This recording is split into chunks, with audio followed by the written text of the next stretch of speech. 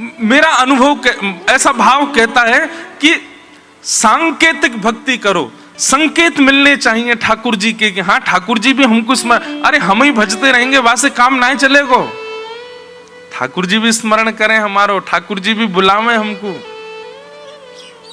मंदिर में रहते हो भगवन, कभी बाहर भी आया जाया करो, मैं रोज तेरे दर आता हूँ, कभी तुम भी मेरे दर आया करो, मंदिर में रहते हो भगवन, कभी बाहर भी आया जाया करो, मैं रोज तेरे दर आता हूँ, कभी तुम भी मेरे दर आया करो, मंदिर में रहते हो भगवन।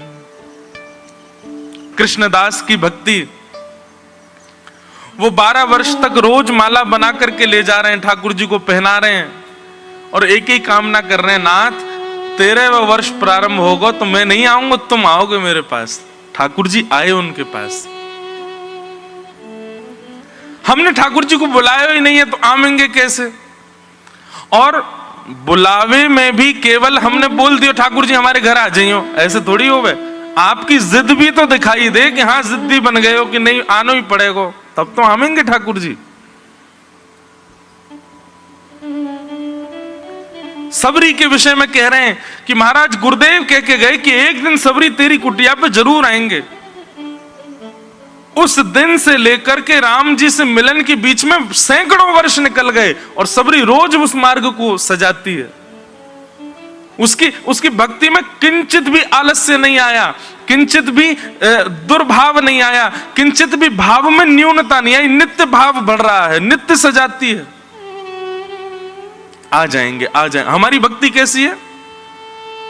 कल ठाकुर जी को उत्सव कर दिया तो अब यूं कह रहे अब ठाकुर जी 2-4 दिन ऐसे ही बैठे रहो, एक दिन कर तो दियो, इतना खर्चा किया आपके ऊपर। कल रात्रि में पूज्य श्री राधा कृष्ण जी महाराज जी यहाँ पधारे, उनके साथ बैठ के बड़ी मधुर चर्चा हुई तो एक ऐसा प्रसंग छिड़ा, ऐसी कोई बात हुई कि अगले वर्ष कोई बड़ा उत्सव होना है। तो मैंने कहा महाराज जी एक काम करें, एक इतना बड़ा उत्सव तो ये अलग से हो रहा है, फिर लाल जी का जन्मोत्सव भी होता है, तो क्यों ना हम लाल जी का जन्मोत्सव और ये बड़ा उत्सव दोनों एक साथ कर लें। बड़ी अच्छी बात उन्होंने, पूज्य श्री मलुकपीठ वाले महाराज जी कह रहे थे, वो बात कहते हुए कहा, बोले देखो जैसे मान लो कई लोग क्या करते हैं, ठाकुर जी का पाटोत्सव है और उसी समय हमने नया घर लिया है, तो लोग कहते हैं कि पाटोत्सव और गृह प्रवेश दोनों एक साथ हो जाएं। कई लोग ऐसा करते हैं ना, 2-2 उत्सव एक साथ जोड़ देते हैं। तो उस विषय में पूज्य मलुकपीठ वाले महाराज जी क्या कह रहे, वो महाराज जी की आज्ञा भाई कि भैया ठाकुर जी यूं कहते होंगे तेरो गृह प्रवेश और मेरो उत्सव अलग है, लेकिन इतनो कंजूस है कि एक ही पैसा में दोनों उनको करना चाह रहा है। अरे भैया तेरे गृह प्रवेश को सुख में अलग ले लूंगा, मेरे उत्सव को सुख में अलग ले लूंगा, दोनों सुख मुंह को अलग अलग लेन दे। ये तो वही बात है गई कि छाछ भी बनी है और रबड़ी भी बनी है। अब हम क्या कह रहे हैं, ठाकुर जी दोनों एक संग पाओ, अरे दोनों पावेंगे विस्फोट हो जाएगा पेट में। छाछ और दूध की सामग्री एक साथ नहीं पाई जाती, उनमें अलग अलग भाव रखना पड़ता है।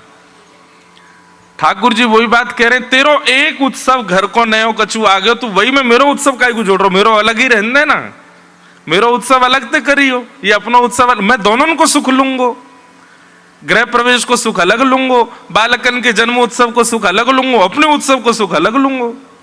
इतनी सुंदर ये बात लगी, मैंने कहा बात तो सही है महाराज जी, पर हम बड़े चतुर हैं।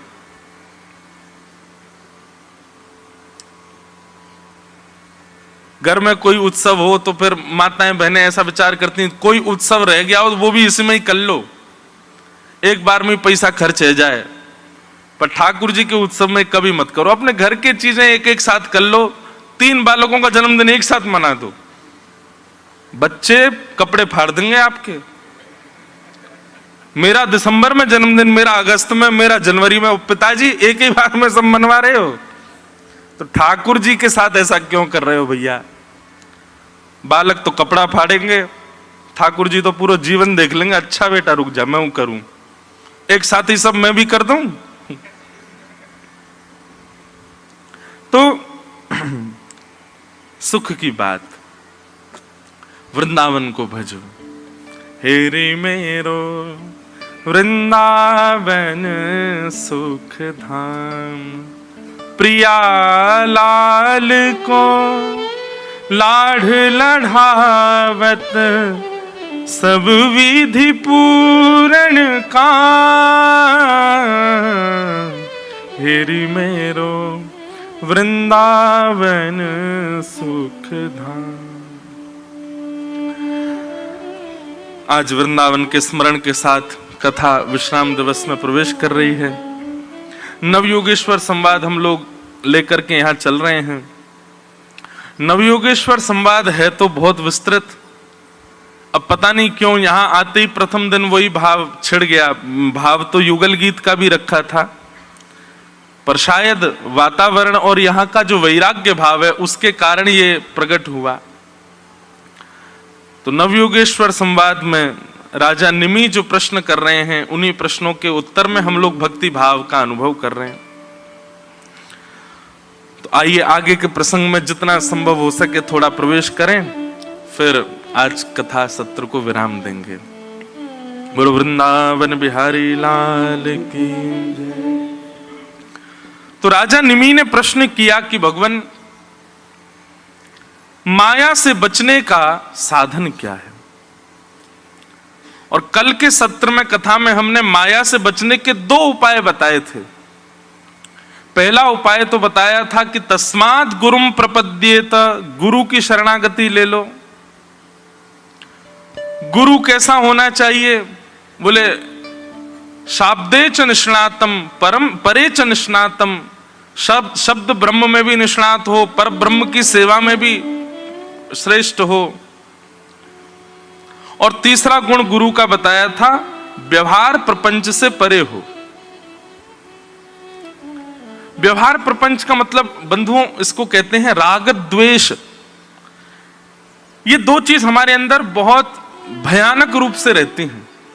एक बार एक गांव में एक नया कुआं बना था, बहुत ध्यान से सुनो।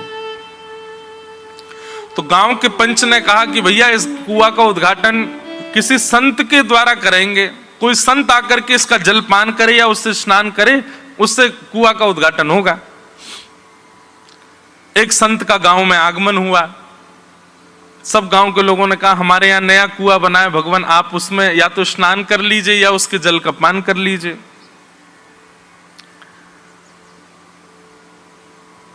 लेकिन पंच बोले भगवान कुआं तो बन गया, लेकिन उसमें ना थोड़ी दुर्गंध आ रही है। तो संत ने कहा एक काम करो, उसमें से 50-60 बाल्टी जल निकाल दो, थोड़ा नया स्रोत आएगा तो दुर्गंध चली जाएगी। लोगों ने महाराज खूब जल निकाल दिया, फिर भी दुर्गंध नहीं गई। सबने आकर के संत से कहा, बोले कि हमने तो 100 बाल्टी पानी निकाल दिया लेकिन दुर्गंध नहीं जा रही। संत ने कहा एक काम करो, तीर्थों का जल मंगवाओ, और तीर्थों का जल मंगवा करके बढ़िया उसकी पूजा अर्चना करा करके उस तीर्थों का जल कुआं में डालो, उससे शायद दुर्गंध चली जाए। गंगोत्री, यमुनोत्री, केदारनाथ, बद्रीनाथ और महाराज भारत में जितने भी तीर्थ हैं सब जगह के जल मंगाए, कुआं में डाल दिया। संत ने पूछा अब दुर्गंध गई तुम्हारे यहाँ गांव की कुएं की? बोले नहीं महाराज दुर्गंध नहीं जा रही है। संत बोले ऐसा क्या है? बोले चलो हमको दिखा के लाओ। गांव के लोग लेकर के गए। महाराज जी ने जैसे ही झांक करके देखा तो क्या पाया? कुआं के भीतर 2 कुत्ते मरे पड़े थे। संत बोले आपने इनको क्यों नहीं निकाला? गांव के लोग बोले आपने जल निकालने के लिए कहा था, आपने तीर्थ का जल डालने के लिए कहा था, ये नहीं कहा था कि इनको निकाल दो। अरे पागलों, पहले इनको तो निकालो। जब उन दोनों को निकाला, फिर उसके बाद 100 बाल्टी पानी और निकाला, तब जाकर के उसकी दुर्गंध गई। कहने को एक कथा है, लेकिन एक बहुत बड़ा सूत्र है। हम लोग अपने कितने भी अवगुणों का त्याग करते चले जाएं, मैं व्यसनी हूं, मैंने अपने व्यसन का त्याग कर दिया। मैं क्रोधी हूं, मैंने अपने क्रोध का त्याग कर दिया। काम, लोभ आदि, ईर्ष्या, ये सब मेरे अंदर हैं, मैंने धीरे धीरे करके सबका त्याग कर दिया। लेकिन फिर भी मेरे मन में शांति क्यों नहीं आ रही है? मैं अपने अंदर पवित्रता का अनुभव क्यों नहीं कर रहा हूं? तो फिर किसी ने कहा कि भाई गंगा जल पान करो, यमुनोत्री का जल पान करो, तीर्थों में भ्रमण करो, शायद तुम्हारे मन को शांति मिले।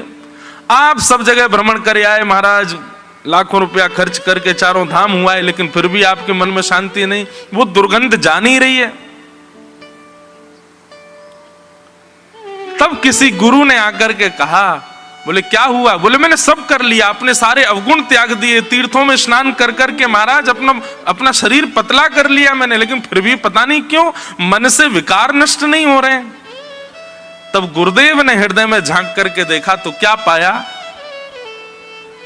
दो जीव मरे पड़े हैं भीतर। कौन? राग और द्वेष। तब गुरुदेव ने कहा पहले इन दोनों को तो निकालो बाहर। जब तक ये दोनों भीतर रहेंगे तब तक तुमको अनुभव दुर्गंध का ही होगा, तब तक तुमको अनुभव ऐसे विषयों का ही होगा। राग और द्वेष किसे कहते हैं? कोई आपके साथ अच्छा करे तो उसके प्रति आपके चित्त में प्रेम भाव प्रकट हो जाना। अरे देख कितना अच्छा है, हैं? इसने मेरे लिए ये किया, इसने मेरे लिए ये किया, उसके प्रति राग हो जाना। और कोई आपके विपरीत एक काम भी कर दे तो उसके प्रति द्वेष हो जाना। ये रागत द्वेष की जो स्थिति है वैष्णव के अंदर, ये शून्य हो जाती है। कोई कितना भी अच्छा करे वो तब भी सम रहता है। इसको ऐशान फरामोश नहीं कहते। लोग बाग कह देते हैं ना, ओ हमने इसके लिए देखो कितना किया, और ये देखो बदले में ऐसा भी नहीं कि कम से कम ये तो, और क्या बोलते हैं इसको, कि कोई अच्छा करे और फिर बदले में वो चाहते हैं कि ये भी हमारा ऋण समझे कि हमने इसके साथ में, उसको क्या बोलते पता नहीं है, क्या बोलते हैं?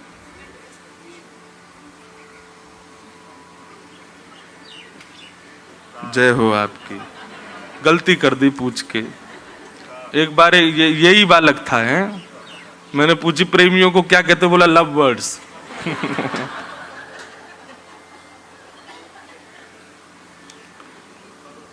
कुआं में जैसा पानी होगा वैसे ही तो निकलेगा।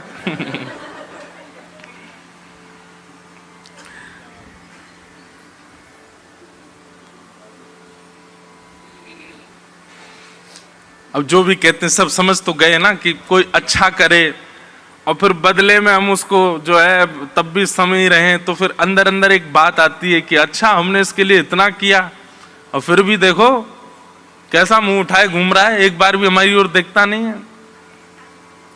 मानिना, एक प्रकार से इसको कहते हैं मानिना। आपने मान के लिए किया था क्या? मानिना। तो राग द्वेष जो होते हैं इनसे शून्य हो जाता है वैष्णव। कोई बहुत भला करे उसके प्रति भी सम ही रहेगा वो।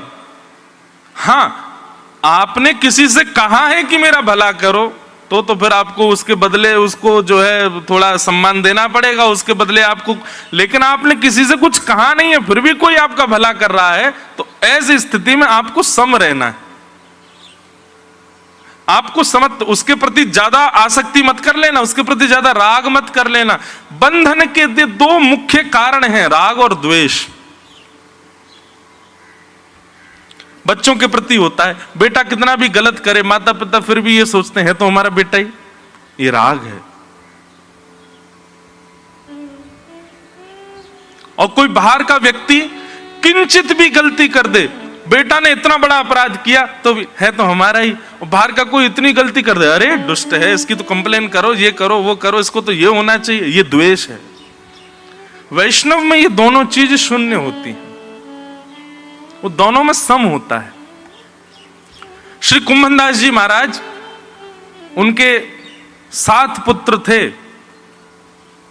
लेकिन कुंभनदास जी परम वैष्णव हैं। उनसे कोई पूछता कितने बालक, तो कहते 1.5 बच्चे हैं मेरे। कितने? 1.5। क्यों? बोले एक तो जो है वो परम वैष्णव हो गया है चतुर्भुज दास, जिनका वो पद है गोवर्धनवासी सांवरे। और बोले फिर आधा बच्चा क्यों दूसरा? एक तो ये हो गया चतुर्भुज दास, दूसरा आधा क्यों है? बोले उसकी सत्संग में रुचि नहीं है, वो मंदिर बंदिर नहीं जाता, वो संत जनों को प्रणाम नहीं करता, पर वो गौ सेवा करता है, इसलिए आधा बेटा है वो। एक पूरा बेटा है और एक आधा बेटा है। और बाकी के जो 5 हैं, बोले वो तो ना तो मंदिर जाते, ना दर्शन करते, ना कथा सुनते, ना गौ सेवा करते, इसलिए उनसे मेरा कोई संबंध नहीं। वैष्णव भाव ऐसा उनके चित्त में रहता। अब हम लोग ऐसे हो सकते हैं? 3 बालक हैं तो 3 ही बताएंगे, चाहे तीसरा कितना भी निठल्ला क्यों नहीं हो। श्री गोवर्धन नाथ की, गिरिराज धरण की, वल्लभ विठ्ठल गिरधारी, यमुना जी के बलिहारी। वल्लभ विठ्ठल गिरधारी, यमुना जी के बलिहारी। श्री वल्लभ विठ्ठल गिरधारी, यमुना जी की बलिहारी।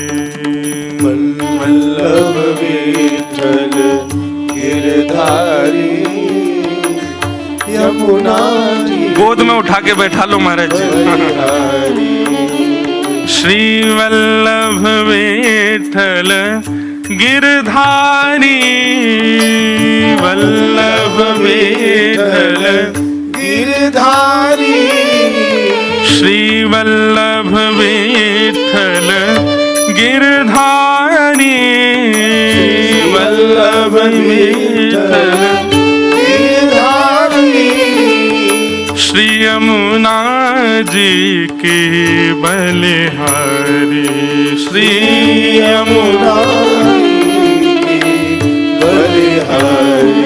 जय जय वल्लभ विठ्ठल गिरधारी, यमुना जी की बलिहारी। वल्लभ विठ्ठल गिरधारी, यमुना जी की बलिहारी। श्री वल्लभ विठ्ठल गिरधारी, यमुना जी की बलिहारी।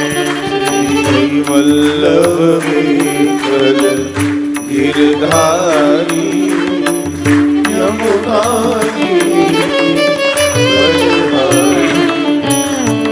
श्री गोवर्धन नाथ की, गिरिराज धरण की, प्यारे गिरधर लाल की, श्री राधा गोपाल प्रभु की। परमानंद अभी आपका स्मरण कर ही रहे थे महाराज जी कथा में। वो जो रात में चर्चा हुई ना कि ठाकुर जी का उत्सव, और फिर हम लोग क्या करते हैं संघ में कोई घर के उत्सव हो तो हम सोचते हैं ज्यादा पैसा क्यों खर्च हो, एक साथ दोनों कर दें। तो फिर वो जो चर्चा अपनी हुई उसी पे ही अभी चर्चा कर रहे थे। महाराज जी से रात में बात हुई तो हमने कि आप महाराज जी सुबह काय को पधारो, पर मुझे तो रात भर से ही पता था महाराज जी आएंगे। और देखो हमारे जो कथा के निमित्त मात्र आयोजक वो यहाँ पे माला धर गए, महाराज जी राधा कृष्ण महाराज जी आएंगे उनको पहना दीजिएगा। मैंने कि वो तो मना कर रहे थे कि अब रात्रि मिलन हो गया। मैंने ही मना किया कि अब आप काय को सुबह श्रमित हो, पर आपका दुपट्टा पिंक और माला नीली, इसका मतलब ठाकुर जी को भी पता था आप आओगे, वो पहले से ही योजना बन गई थी। ये मिलन तभी हुआ।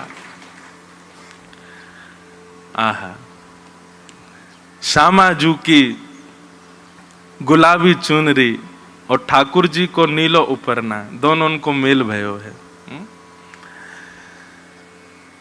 तो हम जो विषय कह रहे थे बंधुओं, वैष्णव लक्षण बहुत सारे हैं, लंबी लंबी लिस्ट बन रही है कथा में। अगर आप प्रथम दिन से ही लिखते जाओ तो इतने सारे लक्षण हैं, ये सब वैष्णवों के गुण होने चाहिए।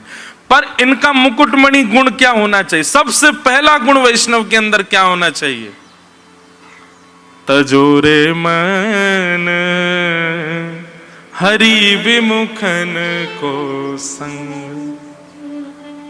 जो ठाकुर जी से विमुख है ना, वो चाहे अपने कितने भी सगे क्यों ना हो, उनको हृदय में स्थान नहीं देना है।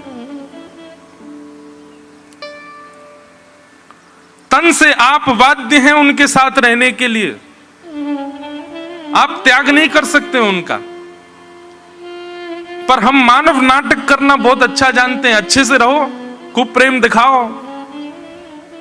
कई बार हम इतने स्वार्थी जीव हैं, अपने स्वार्थ के लिए हम प्रेम का नाटक कर देते हैं।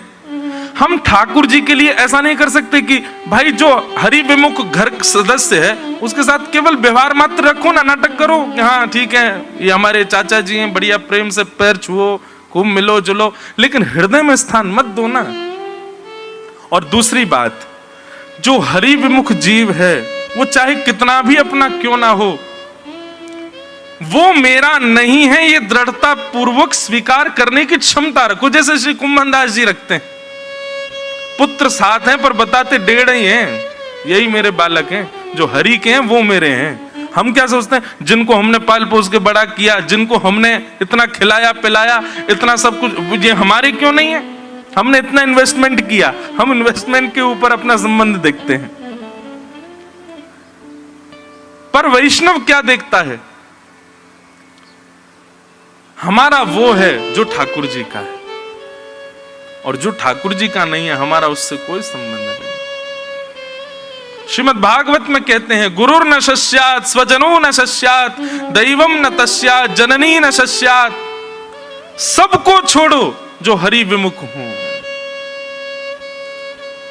अरे कहां तक कहें, जिन गुरु की महिमा के लिए इतने ग्रंथ वर्णित कर दिए गए, जिन गुरु की महिमा के लिए आज तक व्यास मंच से इतने प्रवचन किए जाते हैं, उन गुरु का नाम सबसे पहले लिया, गुरु न शस्यात्।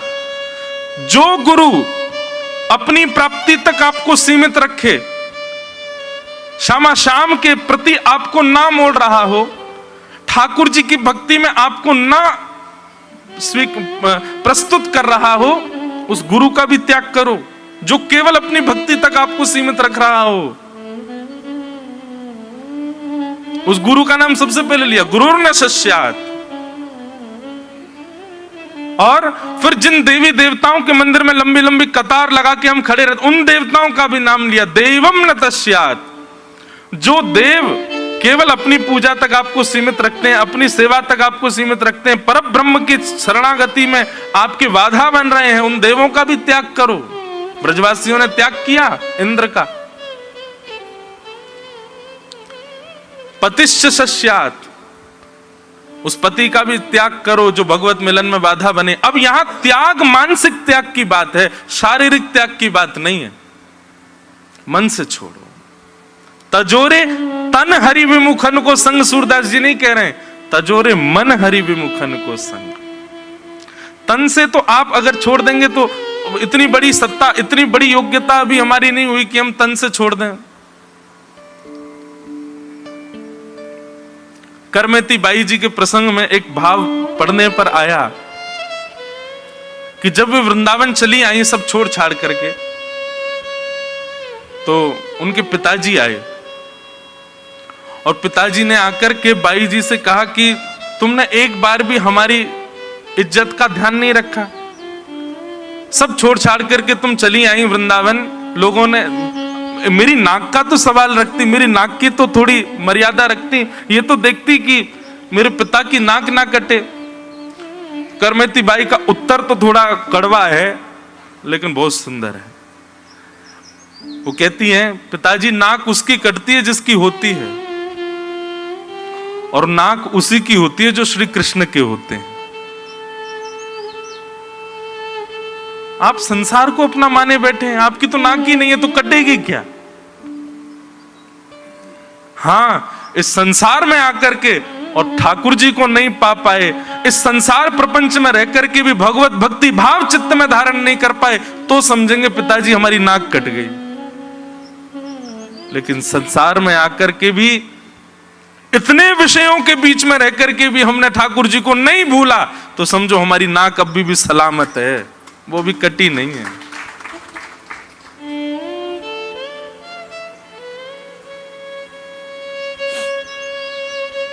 वैष्णव गुणों में सबसे श्रेष्ठ गुण, सबसे मुकुटमणि, सबसे पहला गुण अपने भीतर ये लाओ, जो हरि विमुख हैं उनको मानसिक संबंध मत रखो, उनके साथ उनके व्यवहार मात्र करो बस।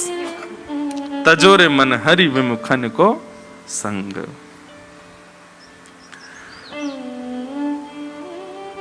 तो व्यवहार प्रपंच इसको कहते हैं। तो गुरु में 3 गुण होने चाहिए, शब्देच निष्णातम, परेच निष्णातम, और तीसरा व्यवहार प्रपंच से शून्य।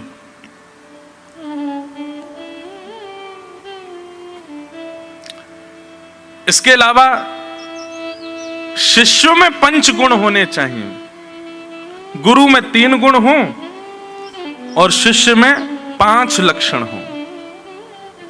वो 5 लक्षण हमने कल गलती से 6 बोल दिए थे, तो एक मैया मां की बोली मारे 6वां नहीं बताया आपने। मैंने कहा नहीं, 5 ही लक्षण हैं। कौन कौन से? सबसे पहला श्रद्धा, गुरु के वचन अतल कर मानो, साधु समागम कीजे, मन रे कृष्ण नाम कह लीजिए। सबसे पहला शिष्य में लक्षण हो श्रद्धा। दूसरा लक्षण हो अन्यस्य दोष गुण चिंतन माशु मुक्त्वा, दूसरे में दोष गुण देखने की भावना खत्म हो।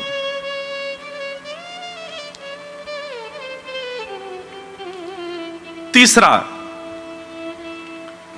एकाग्र भाव से सत्संग और भजन में बैठ करके उसका चिंतन करना, भाव से श्रवण करना, उसी को प्राणायाम कहते हैं। तो श्रद्धा होना, अन्यों में दोष गुण का चिंतन ना करना, एकाग्र भाव से कथा सत्संग आदि श्रवण करना, और चौथा गुण बताया था मौन रहना, ज्यादा से ज्यादा मौन रहो, जब कहो तब हरि चर्चा ही कहो, उसके अतिरिक्त भावों में जितना हो सके मौन रहो। और 5वां लक्षण, सत्य का आचरण करो, सत्य बोलो। सत्य का स्वरूप होता है। अच्छा एक बात कहें बंधुओं, जिस व्यक्ति के सन्मुख आप असत्य बोलने में घबरा जाते हो, जिस व्यक्ति के सामने असत्य बोलने में आपकी जीभ लड़खड़ा जाती हो, समझ जाना कि वो व्यक्ति सामान्य नहीं है। और जिसके सामने असत्य बोलने में कंचित भी संकोच नहीं होता, बड़े बड़े सुंदर ढंग से आप असत्य बोल देते हो और बड़ा बनाव धनाव करके, मतलब बहुत अच्छे से, ऐसा कि सत्य सा ही प्रतीत हो, और उसके सामने आप असत्य संभाषण कर देते हो, आप में तो दोष है ही। जिसके सामने आप बोल पाए वह भी कहीं ना कहीं भजन मार्ग से विमुख है, इसीलिए उसके सामने असत्य प्रकट हो गया। लेकिन जिसके सामने असत्य बोलने में शब्द लड़खड़ा रहे हो, मन में घबराहट हो रही हो, जीभ सोच रही हो कैसे बोलूं कैसे बोलूं, समझ जाना आप तो खैर भजन मार्ग से विमुख हुई, लेकिन सामने वाला जो है ना ये भजनानंदी है, इसीलिए इसके सामने असत्य प्रकट नहीं हो रहा है। ठाकुर जी के सन्मुख चले जाओ, आप असत्य नहीं बोल पाओगे। दुनिया के सामने असत्य संभाषण हो जाए, श्री राधा वल्लभ जी के मंदिर में खड़े होकर राधा वल्लभ जी को देखते हुए आप असत्य नहीं बोल सकते। वहां दुनिया के लोग कान पकड़ते दिखते हैं, क्योंकि सब सत्य ही बोलते हैं। ऐसे गुरुजन हो, ऐसे परिवार का कोई व्यक्ति हो या कोई भी अपरिचित व्यक्ति जिसके सामने असत्य ना बोल पाओ, समझ जाना भगवत भाव उसके चित्त में विराजमान है। 5वां लक्षण शिष्य का है सत्य का पालन करे। 5 लक्षण शिष्य के, 3 लक्षण गुरु के। यह माया से विमुख होने के साधन है, माया से बचने के साधन है।